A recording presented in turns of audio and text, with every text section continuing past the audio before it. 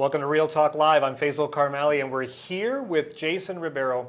He is the Director of Strategy at Calgary Economic Development. We have got a great show for you today.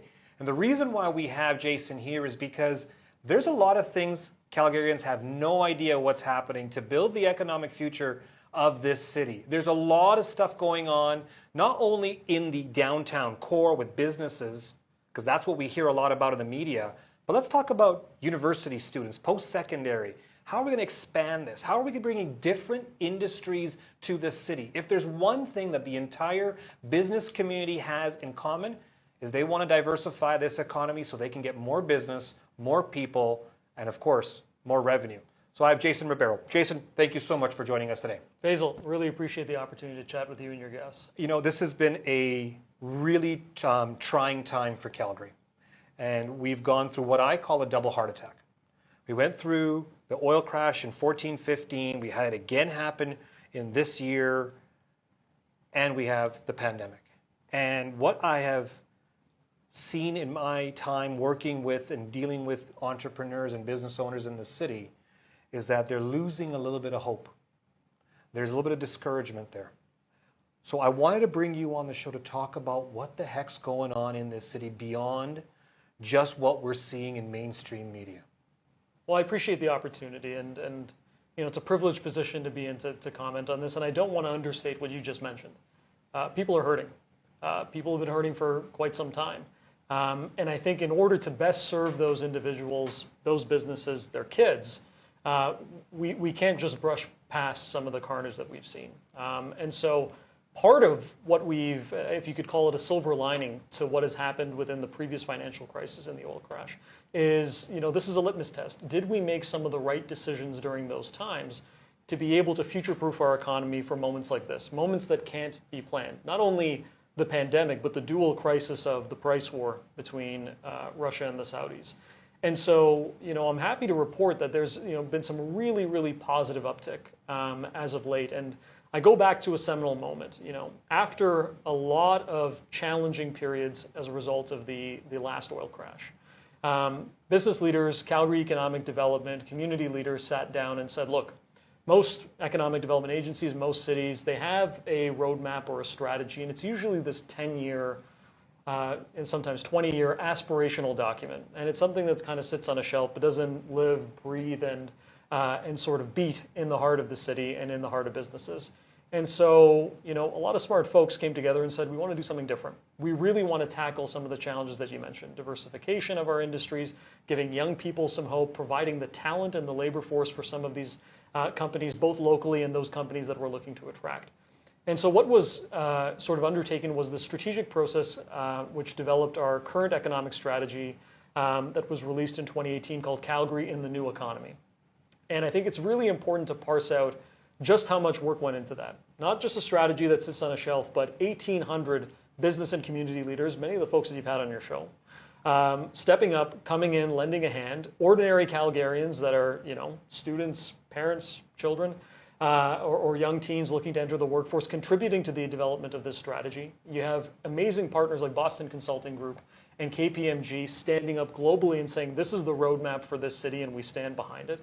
And it passed unanimously by City Council. And since then, it has been powered by a simple vision that this become the destination of choice for the world's best entrepreneurs who want to solve these really, really heady challenges. So I think the implementation of this strategy in the business community, when we're seeing the challenges that the pandemic has brought on, it would be high time to cut and run on this city. It'd be high time to say, you know, we're beyond hope.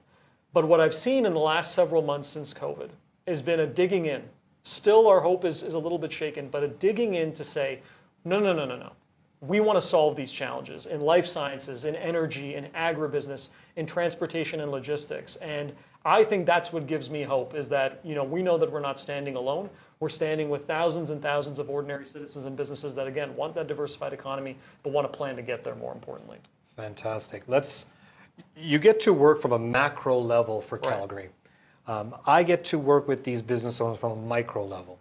So let's give these business owners and entrepreneurs a little bit of an insight of what's the mindset from a macro level when we talk about diversifying our economy. Yeah. What's in the future for Calgary with diversifying our economy here? Sure, and I think this will be welcome news for folks who are entrepreneurs or folks that are employed by some of the large corporates or medium-sized corporates here as well too. The traditional drivers of our economy, it's easy to say will be supplanted by something else, but the traditional drivers of our economy, pre-COVID, during COVID, and after COVID, will continue to be the drivers of our economy. That is energy, that is agribusiness, and that is transportation and logistics. Now, the mix within energy might change, as you've seen. The mix within agribusiness, as we see huge gains in terms of ag tech and the investments that are being made by Olds College and startup zones to be able to create new digitally enhanced means of producing agri-food are incredibly important. And then you're seeing transportation and logistics change as supply chains get tightened up. We're seeing a lot of innovation, particularly from leading Calgary companies that are helping making this process easier. So I still think that there's hope left in the traditional sectors. I'm not willing to write those sectors off. But what I think we've done over the years is created enough space for some of these emerging sectors to come forward. And so one in particular that has punched above its weight during COVID has been the life sciences sector. And what we've tried to do from the Calgary Economic Development perspective, but also from the Opportunity Calgary Investment Fund perspective, is give a little love to those emerging sectors that potentially may not bear fruit right now, but may bear fruit in the next year, 2 years, and for your children on a macro scale. And so you see investments like the Life Sciences Innovation Hub. You see the researchers at the University of Calgary actually being tapped to solve some of the big challenges by the pandemic globally. We have these resources right here. Same can be said for creative industries. The Calgary Film Center, which is also under Calgary Economic Development Authority, had its biggest record year in terms of film production in this province, in Calgary. People get shocked at that Ghostbusters is filmed in Calgary. Yeah. So we're seeing all sorts of life continuously as well in financial services, as you think of fintech and Neo Financial and the work that they're doing in the East Village. So we're seeing a lot of signs of life. What I would say to your listeners that are on the ground is that while many of these things may be seen from a macro level view, the overarching principle is the same, that this is a city that's been built by entrepreneurship and needs to remain a city that's powered by entrepreneurship. And one of the things that I think cuts across, and we were having this conversation off camera, is digitization. Calgary in the new economy does not move forward. We do not get to this new economy without embracing digitization. And research that we've done has forecasted that between now and 2022, $18.4 billion will be spent on digitization and digital transformation in this province. That will filter down all the way through and all the way up. Give our business owners an understanding of what digitization really means to them. Sure. What should they be doing? Sure. I think for many folks, here's a common example. I know a lot of folks that are in the restaurant business, and many of them got into the restaurant business because they were passionate about food, passionate about providing excellent customer service, but also with the understanding that traditionally the restaurant industry has not enjoyed enormous margins. It was that they wanted to take the risk and work for something that they were passionate about, knowing that there were these challenges within the business model, just in terms of the operational costs. Here comes Skip the Dishes. Here comes Uber Eats. That is digitization. That is digital transformation. That is this, sea change of a shared economy. And that's not something that could have been really foreseen for many of these business owners. It's still not being fully embraced by a number of business owners. And so what we've found, I think, has been exacerbated by the pandemic is how do you build enough shock absorbers in your business to account for those things? How do you innovate your business model to safely provide curbside pickups, for example? And in the market, there's going to be winners and losers. And so from the street level retail store, part of what CED is doing, but not just us, our partners at the Chamber, Business Council of Alberta, Startup Calgary, which is also under our umbrella, Platform Calgary, you name it, is to try and get as much of the breadth and depth of the economy covered as possible. And so while for CED's perspective, we're focused on the early stage, highly scalable startups through Startup Calgary, making sure that whether they're trying to foster a business or start a new business that relies on trade or supply chains, that they have that digital lens that we could provide them, all the way to the large corporates that support a lot of our work. We know that digitization is having a massive impact on talent supply, on supply chains, and just in their competitive advantage compared to other markets. And so it's being experienced, I think, from the ground level of that Uber Eats, Skip the Dishes conversation all the way through to our large corporates. Fantastic. There's a lot of media attention. We're in downtown Calgary. Pretty vacant here. Yeah. there's been the conversation amongst City Council and other members that are key to this city about the revitalization program of downtown area. Yeah. What would you say is the ideas that are out there, and which ones do you think actually are going to come through? Sure. I think it's a welcome question. Look, Calgary's downtown has always been the sort of beating heart of the city, and as our population has grown, we've grown substantially outward. One of the things that I think, amidst all the strategies and all the talk that we really want to solve for is how do you keep people downtown, and how do you absorb some of this office space? And I'll dispel with some myths here as well too. While we have a very nuanced vacancy issue, Calgary actually punches far above its weight in terms of office square foot absorption, on par with other markets like Toronto and Vancouver. Challenge is we just have too much of it. And so when you have this kind of heady supply that we have to find new and creative ways to absorb that space. And so I sit on the downtown strategy team with business folks, BIAs, and the city around what are the ways that we can revitalize or repurpose some of this vacant space. And so you're seeing thought experiments come out, and private sector leaders actually taking a risk here. So property development owners like Slate, like Strategic Group, have taken these office buildings and converted them into rentals for a residential play. And for the most part, been wholly successful. The challenge that we found is that it's a lot of work. And so how can we de-risk that investment so we could potentially do that at scale? How can we reimagine where you have huge floor plates in some of these buildings, what the different uses could be? Could they be recreation? Could they be other things that we haven't really thought of beyond just, hey, we have cheap office space, let's try and get some companies in there. Yeah. So I think it's a little bit of a gift and a curse. But what I think is going to really bring this conversation to a head is the fact that our distinct advantage is now the advantage of other markets as well. As a result of COVID, as a result of this embracing of the future of work and remote work, I suspect that a lot of cities, a lot of companies are going to be shedding their office space. And so this distinct advantage that we have to say, listen, Faisal, I can get you in a Class A building for pennies on the dollar compared to one of these other markets in North America. Well, depending on if those companies offload some of their stock and their supply, that cost advantage might be able to be realized in other markets. So I think we have to think creatively. But the second piece is around the vibrancy piece. How do we make sure that folks are staying here after 5 p.m.? And I think that's something that cannot be top-down level managed. What we've been trying to do is, attract some cool companies here, and we have a lot of cool companies taking up space in East Village, in buildings like the Edison downtown, and the building that we're in as well too. But how do we give some of that over to the public space? How do we let that, pop-ups be sort of, passive revenues for not only the property owners, but means for activation for us to come into a lobby and say, oh, there's a cool cupcake shop in the Brookfield. About those cultural pieces, both from a business and entrepreneurial perspective, but music, art, activations and events, coupled with the idea that I have to think we need to be more creative about how we absorb some of this space. What's on the horizon for Calgary's economy? Let's break it down in the short term, sure, a couple years out, and then let's take a look at a little bit longer term, 5, 10 years. And the reason why I want to break it down in 2 different time zones is because we've got many business owners who are saying, should I pack it up? Yeah. Should I just walk away, cash in my chips, and then come back later when things are better? We try to time our business entrance when the economy is always great, and I'm the opposite. Right. Anybody who knows me, I like coming in when things are shitty. Yeah. And let's go in there and let's make some money on this. Sure. So I'm a different mindset, but many business owners don't have that same mindset. So let's talk about the next couple of years. And I know we're in COVID and it's hard to kind of decipher what's going on here, but what do you see happening in the next couple of years? No, I think it's a few things, and I think it's, I share the same sentiment. Like, what you just described from an investment perspective could also be felt from an infrastructure perspective. You build when costs are low.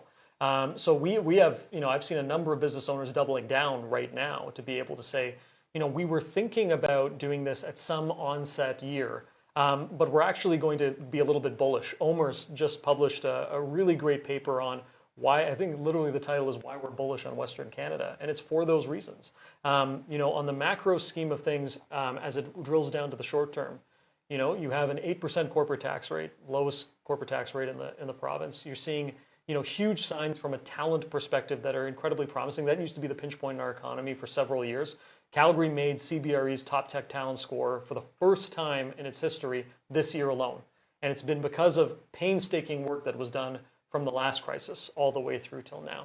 So in terms of, drilling this down for the next couple of years, look, I think that, we're going to have to chip away at some of these really, really heady, challenging numbers. The unemployment rate is still high. We got our labor force update numbers the other day. They look promising in adding a substantial amount of jobs back, but you don't want it to be a soft recovery. You want it to be a hard recovery in terms of jobs. So chipping away at that is going to be a challenge. Chipping away at the office vacancy issue is going to be a challenge. You're not going to be able to do it in 1 year or 2 years.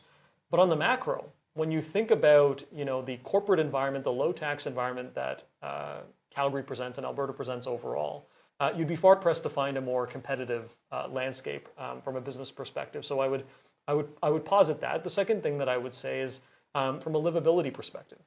That's one of the things that I think when those business owners say, look, I'm looking at my balance sheet, I'm looking at what the horizon is, I'm seeing a little bit of the doom and gloom from the public perception.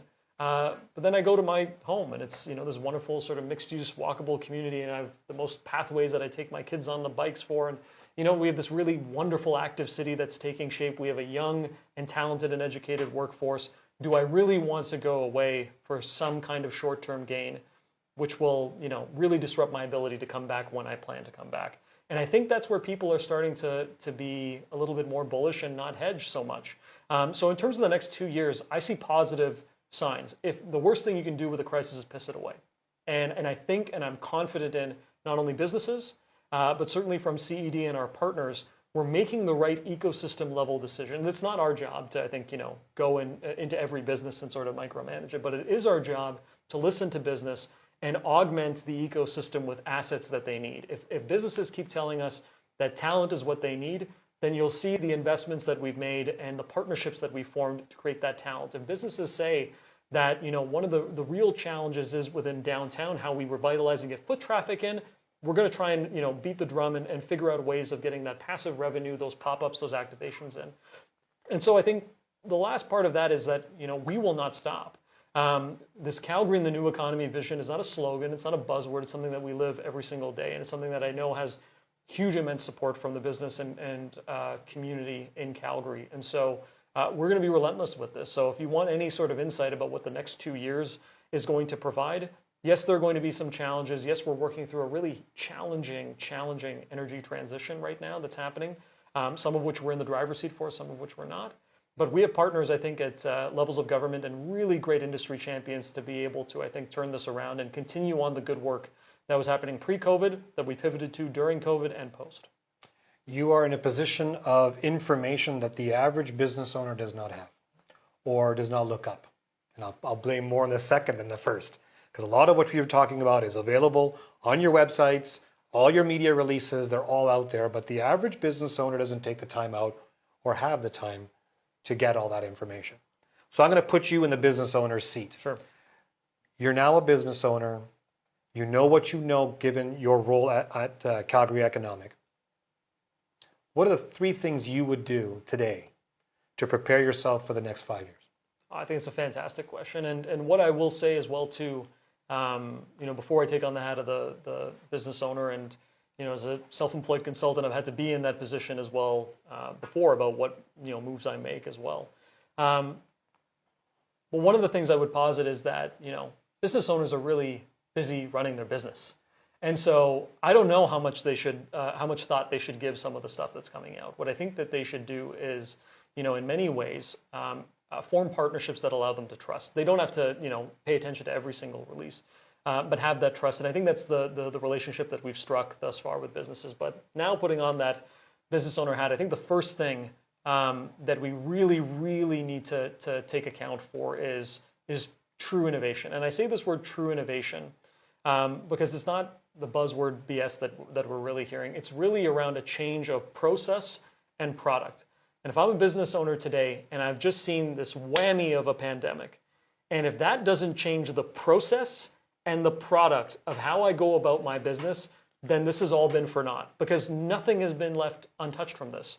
From your accounting practices to your the way you staff at particular times, the way your delivery systems work, the way your vendor relationships work, the way your strategy is executed upon. If you're not changing the process and the product of what you're doing, I think it's going to be someone, number one, a competitor that's doing that work, but number two, you might get left behind in terms of what this pandemic has really been useful for. Beautiful. The second thing I really think about on that note is sustainability. I have a theory, and I've communicated this publicly several times. I really think Calgary's in a unique position. And it's gift and a curse in a particular sense, because when you're in a boom and bust economy, we like to reference it like it's, it happened back then, but the scars still exist. People's mindsets still exist around, hey, I'm going to hedge because I know that things will kind of get back to where they were, or I won't think about a more collaborative approach to my business because there's going to be enough for everybody, and that's what it was in the previous times, and that's what it'll be in the next bust. Or in the next boom. And so in the bust, you don't make the sort of right decision. So the ability to think about sustainability from a collaborative perspective, how many of your businesses and counterparts in your sector can help one another to really, really, I think, champion the work that you want to do at scale.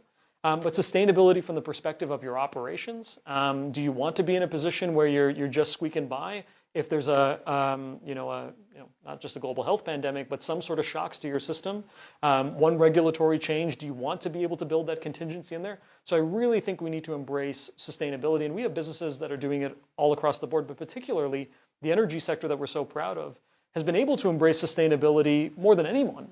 They've really been able to think about, okay, so what is our sort of plan here? And I think we have a world-leading clean tech sector as a result of it. And then the third piece I really think is a little bit more stepping out of the day-to-day operations of your balance sheet and thinking about how you can get plugged into community. Folks are plugged into community, I think, in their business model by giving back. I know just a ton of business owners that I don't know how they have hours in the day to do all that they're doing. But I think in particular in relation to the business community, we need your thoughts, your insights, your engagement now more than ever. It's my responsibility, it's our responsibility as an organization to go out and reflect some of those considerations, those concerns, those challenges, along with the wealth of partners I described before. But we need your engagement. And we've seen companies step up to say, look, we get all the top line stuff. We're hearing all that. This is our on the ground reality. We're a highly scalable software development business. We've been able to find the talent here locally, and we brought some talent here from abroad. We've been relatively untouched. We've had to make some adjustments, obviously, but we think that we can play a leading role. I need that person or that company to be able to say, I'm going to call Jason up, I'm going to call CED up, I'm going to call a number of our colleagues and say, how do I get plugged into shaping the business environment that I want? Rather than just, I think sitting on the sidelines. And so we have, Team Calgary program where we have over 70 corporate partners, big and small, that have said we want in the game right now. And so I would encourage those three things if I was a business owner right at this moment. That's fantastic. Okay, off topic now. Hit me. Hockey. Yep. Who's going to win? Stanley Cup. Oh, this is aggressive. And so it was crazy. I was actually just on a podcast the other day, and sort of in the unique environment, I was the first full year of hockey. I'm originally from the Toronto area, but the first full year of hockey that I watched, I was 9 or 10 years old. And it was back in the day in CBC, you still got a lot of West Coast games. Yeah. And so I remember seeing the Dallas Stars back then in '99. And so you had Brett Hull, yeah, Mike Modano, Eddie the Eagle, just a mean lineup. And it was the first full season I watched, and they won the Cup. And I'm as loyal as I am to Calgary. I'm loyal to that team when I was 10 years old. And so Dallas has taken a little bit of time to get their skates under them. We have a very interesting Calgary Flames first round matchup, but I'd be remiss if I didn't champion my Dallas Stars right here. Right, so let's put a bet on the table here, you and I. Flames win, you come back and give us an update. Done deal. Stars win, yep, you come back and give us an update. Okay, let's do it. I'll have to agree to those terms. There we go. Yeah. Thank you so much for joining us today. No, appreciate it. My pleasure. We've been joined by Jason Ribeiro, Director of Strategy at the Calgary Economic Development. Now, like he said, you business owners, reach out. Help in this community. We all have to do this together. We're going to revitalize not just the downtown area, but Calgary. We can do this. We can work hard. And for those of you who are interested, I'll be setting up chat groups. I'll be setting up dinners and drinks by me for all of you business owners where we can get together, chat, learn about what your concerns are, and how we can move together to make this place a better place to own a business, run a business, and live in this great city. Take a look at my posts online, Instagram, Facebook, LinkedIn. We're going to get you business owners so involved with what's happening that you're going to be able to see the growth in this city and in your business. You've been watching Faisal Karmali at Real Talk Live.